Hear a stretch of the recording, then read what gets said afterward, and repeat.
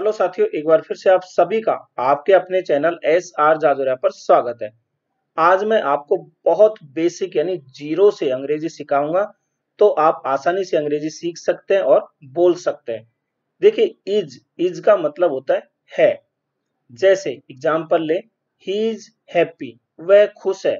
ही का मतलब क्या है? वह है। और ही किसके लिए यूज होता है? किसी पुरुष के लिए।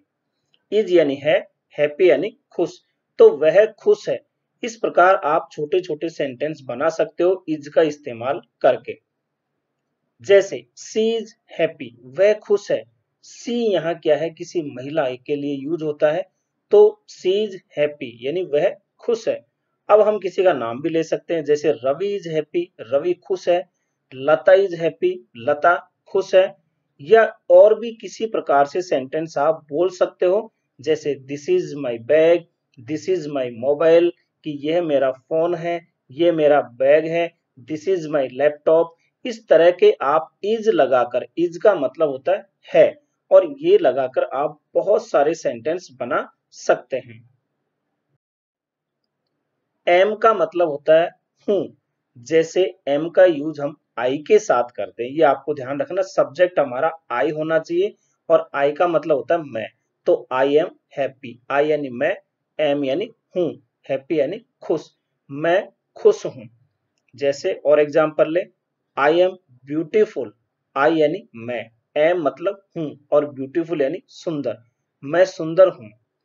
आई एम राइट, मैं सही हूं, आई एम राइट। तो और भी आप किसी प्रकार से बोल सकते हो आई का इस्तेमाल करके, जैसे I am a student, I am a teacher. इस तरह के वर्ड आप यूज करके सेंटेंस जो है बना सकते हो, छोटे छोटे सेंटेंस बना सकते हो। नेक्स्ट है आर। आर का मतलब देखिए, आर का मतलब है भी होता है, हो भी होता है। तो वी के साथ इसका मीनिंग है होता है, यू के साथ हो होता है। जैसे वी आर हैप्पी, वी यानी हम, आर यानी है, हैप्पी यानी खुश, हम खुश हैं। ठीक है।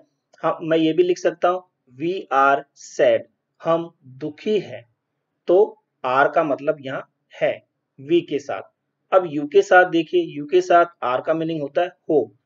यू आर हैप्पी, तुम खुश हो या आप खुश हो। यहाँ एक की बात हो रही है यू का मतलब, लेकिन यदि एक से ज्यादा की बात हो यहाँ पे, जैसे यू आर हैप्पी, तो हम बोलते हैं तुम लोग खुश हो या आप लोग खुश हो। तो यू का यूज एक के लिए भी किया जाता है, एक से अधिक के लिए भी किया जाता है, लेकिन यहाँ दोनों में ही इसका आर का मतलब होता है हो, यू के साथ हो। जैसे यू आर ए टीचर यानी तुम एक अध्यापक हो, यू आर ए टीचर, तो तुम एक अध्यापक हो। यू आर ए स्टूडेंट, तुम एक विद्यार्थी हो। तो इस तरह आर का मतलब हुआ हो, किसके साथ? यू के साथ। नेक्स्ट आर का मतलब है भी होता है, कब? जब हम दे के साथ यूज करते हैं। दे क्या है? कई लोगों की बात होती है, प्लूरल, जैसे दे आर हैप्पी, वे खुश हैं या वे लोग खुश हैं, है ना। तो दे का मतलब होता है वे या वे लोग, तो वे खुश हैं। यहाँ आर का मतलब है। अब देखिए, जैसे मान लीजिए कोई चीज है, एक से ज्यादा हो सकती है। जैसे बॉयज, लड़कों की बात करें, कई लड़के हैं, द बॉयज आर हैप्पी, लड़के खुश हैं। यहाँ आर का मतलब है। द गर्ल्स आर हैप्पी, लड़कियां खुश हैं। तो यहाँ पे आर का मतलब है। तो एक से अधिक भी हो सकता है यहाँ पे, जैसे बॉयज है, गर्ल्स है, तो भी आर का मतलब क्या होगा? है होगा। नेक्स्ट अब देखिए, इज का मतलब होता है, ये भी होता है। कब? जब किसी का स्वभाव प्रकट हो रहा हो, वहां पे किसी का नेचर प्रकट हो रहा हो, तब इज का मतलब होता है होता है। इज का मतलब होता है। जैसे मिल्क इज स्वीट, मिल्क यानी दूध, स्वीट यानी मीठा, और इज यानी होता है। दूध मीठा होता है, हमने दे दिया हल्का हल्का दूध मीठा होता है। तो ये एक नेचर है कि दूध जो है उसमें मीठापन होता है। हम यूं भी कह सकते थे इसको, मिल्क इज स्वीट यानी दूध मीठा है। क्लियर। अब देखिए यहाँ पे होता है, इज का मतलब वाटर इज कोल्ड, पानी ठंडा होता है, पानी ठंडा होता है, इसका ये नेचर है। द सन इज हॉट, सूरज गर्म होता है, सूरज गर्म होता है। तो यहाँ सभी में इज का मतलब क्या हुआ, होता है। जो क्या बता रहा है, इनका नेचर बता रहा है, यानी इनका स्वभाव बता रहा है कि ऐसा अक्सर होता है। मैंगो इज स्वीट, आम मीठा होता है। देखिए आम का जो नेचर है कैसा है, मीठा होना, पके हुए आम की बात हो रही है। तो मैंगो इज स्वीट, इज का मतलब होता है। The line is brave, Sher Bahadur होता है।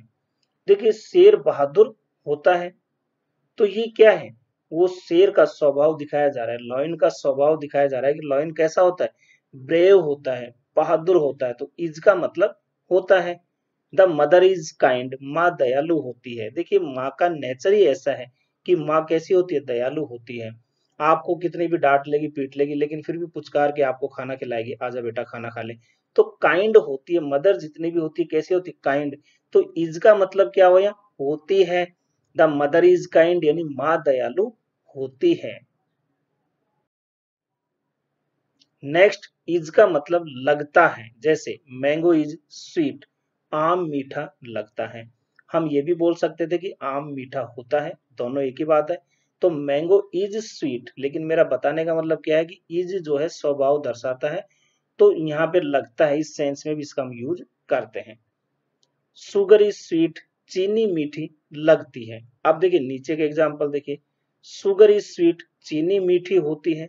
तो देखिए नेचर बता रहा है, होता है, होती है, या लगता है, लगती है। इस सेंस में भी हम इनका यूज करते हैं। आपको बात समझ में आ गई कि बहुत सिंपल तरीके यानी जीरो से मैं आपको समझाने का प्रयास कर रहा हूं।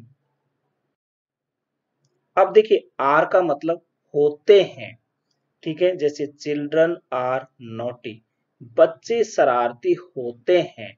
लेकिन यहाँ एक से ज्यादा की बात हो रही है, तो चिल्ड्रन यानी बच्चे एक से ज्यादा है, आर का मतलब होते हैं, बच्चे शरारती होते हैं, बच्चे नटखट होते हैं, ठीक है। चिल्ड्रन आर सिंपल, बच्चे सीधे होते हैं। दूसरे नजरे से देखा जाए तो ये भी हो सकता है कि बच्चे सीधे होते हैं। फ्लावर आर ब्यूटीफुल, फूल सुंदर होते हैं, फूल सुंदर होते हैं। तो आर का मतलब होते हैं, इस सेंस में भी यूज होता है।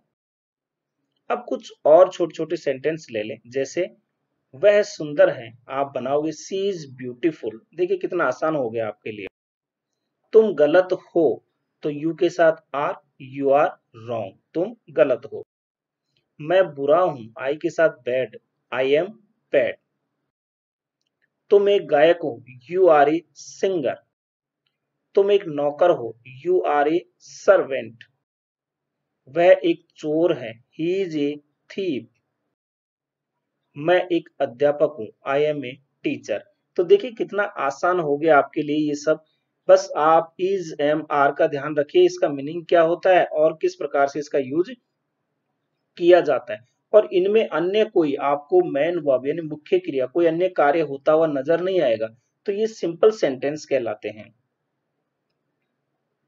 उम्मीद है वीडियो आपको पसंद आया होगा, तो इसे लाइक और शेयर जरूर करें। यदि चैनल पे नए हैं तो सब्सक्राइब कर लें। हंसते रहिए, मुस्कुराते रहिए, देखते रहिए आपका अपना चैनल SR जाजोरिया। धन्यवाद।